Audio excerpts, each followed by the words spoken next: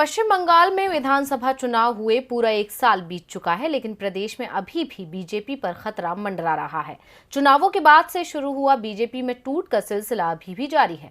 आलम यह है कि बीजेपी विधायकों की संख्या भी कम होती जा रही है। ऐसे में आलाकमान टेंशन में है और बंगाल में खत्म होती बीजेपी को बचाने की कोशिश में जुट गए हैं। आखिर कैसे, आइए देखते हैं।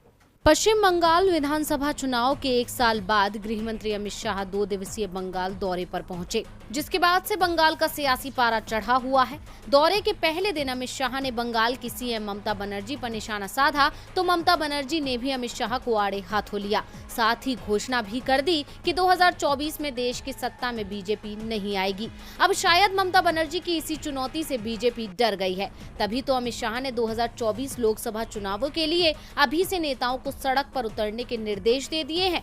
बता दें कि बीते दिन शाह ने बंगाल में भारतीय जनता पार्टी के नेताओं से सड़कों पर उतरने और 2024 के लोकसभा चुनावों के लिए सभी संगठनात्मक इकाइयों को मतदान केंद्र स्तर तक तैयार करने के लिए कहा है। दावा तो यहां तक किया जा रहा है कि गृह मंत्री अमित शाह ने बंगाल के नेताओं को साफ साफ कह दिया कि उन्हें अपनी लड़ाई खुद लड़नी पड़ेगी। विधानसभा चुनाव भले ही हार गए, लेकिन हिम्मत हारने की जरूरत नहीं है और हर समय केंद्र की तरफ देखने की बजाय खुद को मजबूत करें और सीधे अपनी लड़ाई लड़ें।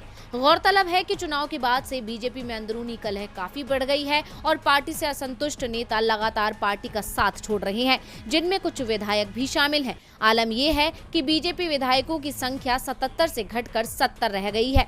ऐसे में अमित शाह ने डैमेज कंट्रोल की भी कोशिश की। इसके अलावा पूर्व अध्यक्ष दिलीप घोष और सुकांत मजूमदार के बीच अनबन से सभी वाकिफ हैं, तो दूसरी तरफ शुभेंदु अधिकारी को विपक्ष के नेता बनाए जाने के बाद से बीजेपी के अंदर ही आपत्ति है। ऐसे ही मतभेदों को दूर करने और पार्टी में नई जान फूंकने के लिए अमित शाह ने पार्टियों को आपसी मतभेद भुलाकर मिशन 2024 में जुटने को कह दिया है। अब अमित शाह की कोशिश कितनी कामयाब होगी ये तो बता पाना मुश्किल है, लेकिन ये साफ है कि दीदी की चुनौती से बीजेपी डर गई है।